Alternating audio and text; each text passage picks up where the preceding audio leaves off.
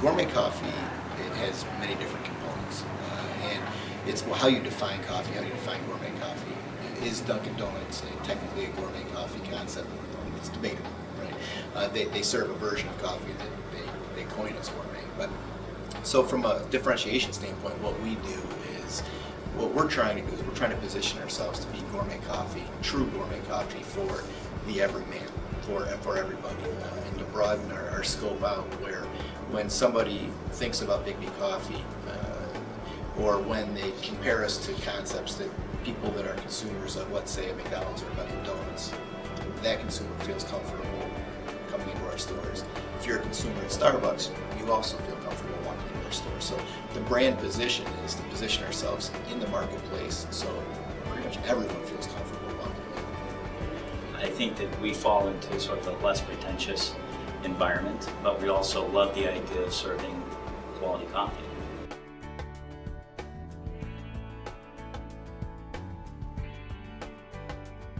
It's natural. It's a natural progression. You don't take a company and force a culture.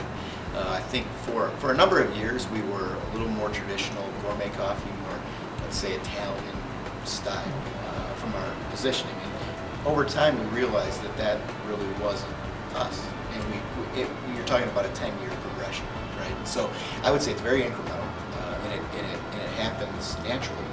And when you start to define it, then the pace of which it enters your world increases. So it was always our culture, and it was always the way we ran our company, we treated our people, and so on and so forth.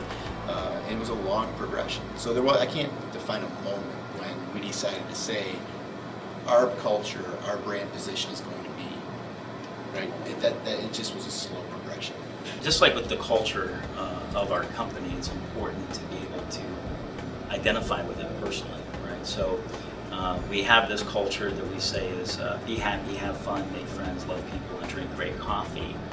But if that's just going to then sort of rest on a logo, what does that mean?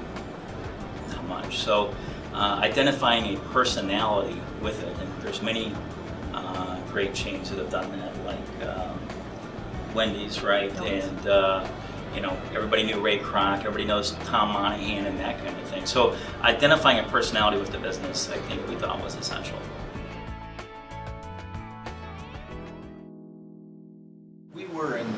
We owned stores for a number of years. We had 9 stores at one point.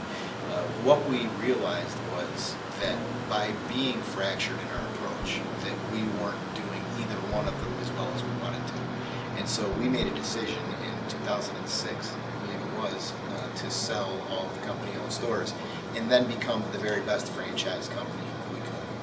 And then at some point, we may make the decision to go back into owning stores. But then the model is we'll simply be franchisees of our own system, right? And so the structure of it, to decide to go into franchising,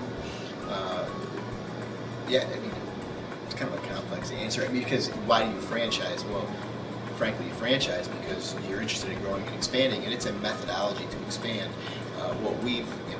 To say that we had a whole bunch of forethought in advance of doing that would be a lie.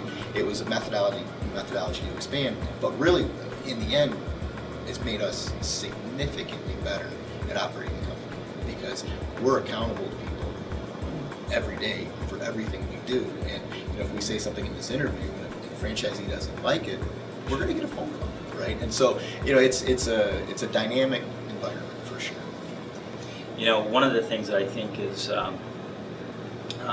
made this sort of franchising thing so exciting is, what we have to do when we're 100% franchise is focus on third unit economics. We have to focus on is this one franchisee successful? And because we're focused on is that person successful, that becomes highly repeatable and that becomes highly attractive to other people that want to franchise. So a lot of people want to know, why is this working for you guys? Why are you growing so fast? I think for us, it's a low barrier to entry. It doesn't take a lot to get into a Biggby coffee relative to some other concepts. And when people meet us, I think they understand that we're interested in their personal success. We are highly focused on developing Michigan right now. If you inquire to become a franchisee outside of our key states, which there's 9 of them, then we just send a polite response saying we're not franchising in your area at this time. And that's about making sure that we don't spread our resources too thin. So what we want to do is our idea is to develop the brand and become the dominant gourmet coffee brand in Michigan. And then from that point, we will start to put a strategy in place to go develop other marketplaces and aggressively. So that's it. And we don't go a whole heck of a lot beyond that. I'll get asked the question on a regular basis about what our international growth strategy is. And I sort of chuckle and reply that Toledo is international to us, yeah. right? And we're not worried about the Middle East. We're not worried about Europe. What we worry about on a daily basis is becoming the strongest coffee retailer in Michigan. And that's a pretty big goal, right? Like, I'm almost offended by it. Well, that seems small. Like, really, you guys are just focused on Michigan?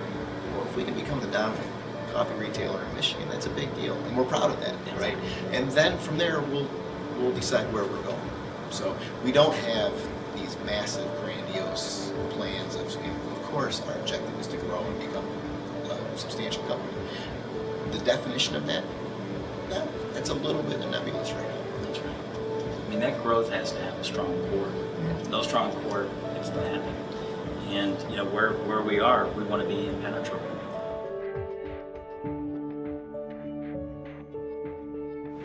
You don't get loyalty any other way than doing a great job. People become loyal to you because you do a great job with them. And so you don't go on a mission to generate customer loyalty. You go on a mission to make a great company and provide great product and a great experience and so on. And with that, you get loyalty, right? And that if you try to put the loyalty thing in front of that, you'll never get it. It is simply about being a great company. And when you are a great company, people are loyal to you for what you do. Right. And I think the only thing to add on to that is what's sort of the equation on building customer loyalty is first understanding who you are, right? So I can sort of write a description of what a Harley Davidson person is that's loyal to Harley Davidson. I can do it for Gina too. And so I think those brands are successful because they understand who they are. And that's one of the things that we've always focused on is understanding who we are. So, initially we wanted to create an environment that was fun and unintimidating. Con los terroristas.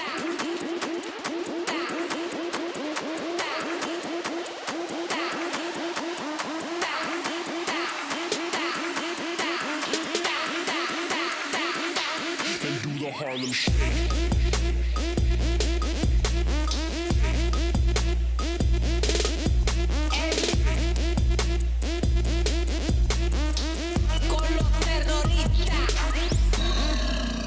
Later, that translated to our pure cultural values, which was, be happy, have fun, make friends, love people, and drink great coffee. But you have to understand where that comes from, and it manifests itself throughout our system. So, our number one selling drink is called a caramel marble, right? And caramel marble sounds like a superhero, right? It's not that affected version, like caramel macchiato or whatever Italianized version of naming of a drink might be. We have a drink called Teddy Bear. Who names a drink Teddy Bear, right? But it's very personal, it's very unintimidating, and it's a lot of fun.